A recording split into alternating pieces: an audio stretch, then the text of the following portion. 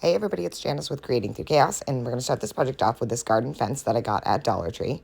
And the first thing I'm going to do is take off all of these pieces that connect them and that stick them in the ground. So I'm just going to heat them up with a lighter, and then I used a box cutter to cut them off. So again, this is the piece that connects the fences together, and just heating it up and then cutting it off with my box cutter.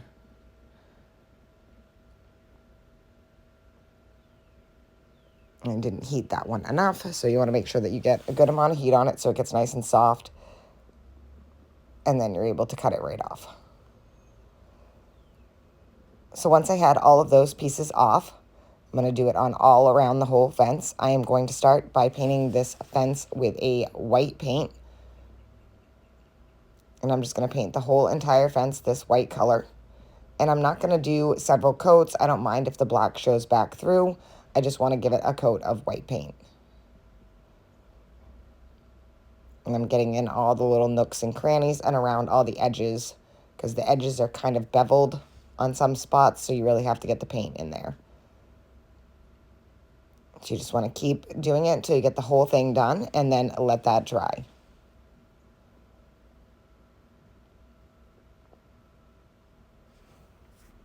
Once I've finished painting, I'm just going to set that aside to dry. I'm going to take this sign that I got from Dollar Tree that I already filled in the holes on, and then I painted a little bit of brown over the holes. And I did that just to make that spackling blend in, and then I'm just going to stain the whole sign with my antique wax.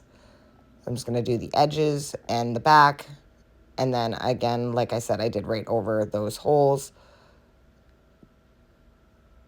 And then once I have this all stained, I'm just going to let that dry and set it aside. While that was drying, I'm going to take this garden sign that I got at Dollar Tree. I'm going to take the hanger off the back of it. And as you can see, I was kind of messing around with some paint colors, and I didn't like any of them, so I decided to go a different route. So I'm going to take and paint this whole sign white. I did end up popping off the bird and the watering can that's on here. I just heated them up and popped them off, and continued to paint the rest of underneath those white also. So now everything is white, and now I have my bird and my watering can. And I'm going to take this tissue paper that I got at Dollar Tree, and I'm going to cover my whole sign with a good thick coat of Mod Podge. So I'm just going to go through the whole thing, making sure that I get every little nook and cranny of this sign with the Mod Podge. And we're going to do the burn method on the tissue paper just to make this process easier. So you want to make sure that you have a good coat of Mod Podge and do it kind of fast so that the whole thing stays wet. You don't want it to dry. Once you have all the Mod Podge on there, you can lay your tissue paper down to wherever you want it on the sign. So I'm just going to lay it down right here. Smooth it all out with my fingers, making sure that there's no wrinkles. And then I'm going to cut off the excess paper around the sign. So I just took a pair of scissors, and I'm just going to quickly cut around the edge of the sign, getting as close as I can.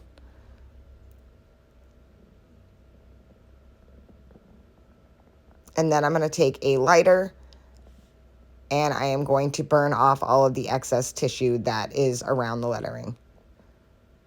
So first, I'm just making sure that this is all stuck really well. And then I'm going to start the burn process. So I'm just going to light it, and it will just kind of follow the lines of the letters.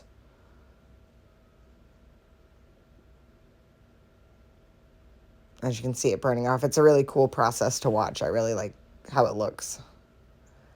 And then I'm just going to burn the inside of each letter, like the R and the D and the E. And just making sure I get all those little in-between pieces.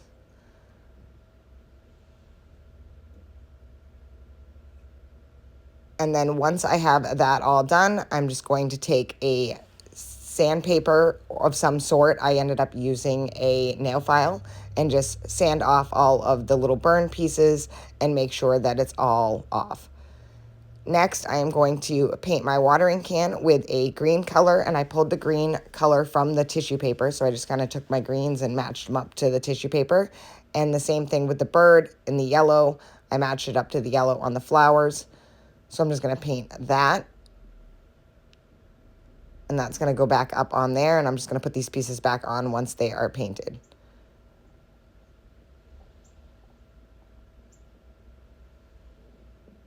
So as you can see, I'm painting the green color. Just give that a quick coat. And then I also found this little flower, and it was from Dollar Tree, I believe. And I'm going to paint this the same color yellow that I did the bird.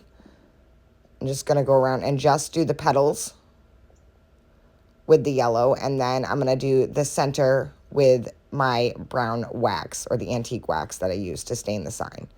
I'm kind of trying to make everything flow together.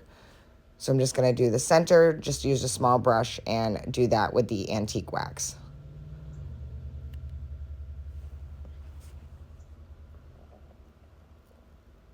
Once I have everything all painted, I'm just going to start gluing it back on. So I'm going to glue the watering can back on where it was on the garden sign before I pulled it off. And I'm going to do the same thing with the bird. He sat on the A.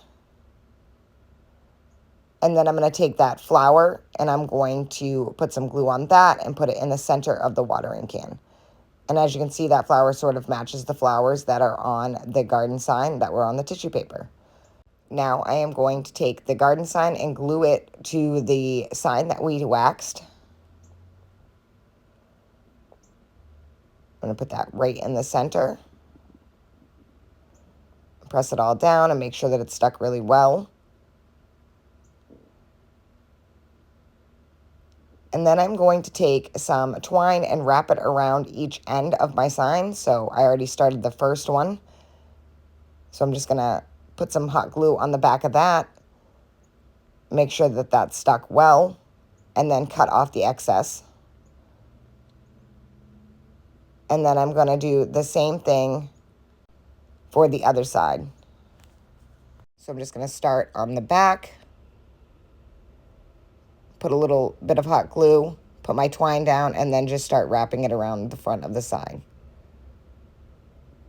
until I get as many wraps as I want, and then cut off the excess and then just glue that down in the back also.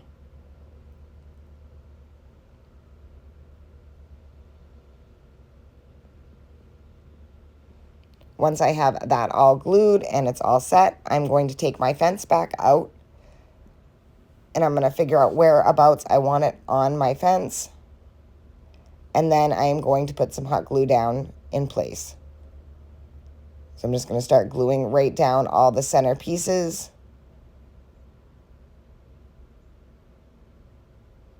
And then lay my sign down.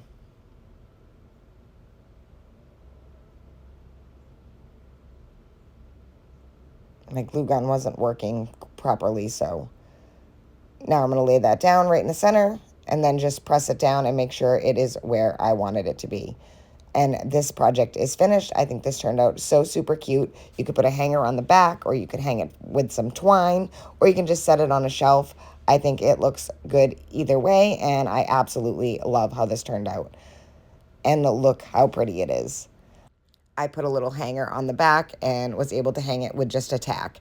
But I think it turned out so super cute, and it was really easy to make, and everything I used pretty much was from Dollar Tree except for the paint and the antique wax. I hope you enjoyed this project. I hope it inspires you to make one. And thank you for watching. Don't forget to spread the chaos.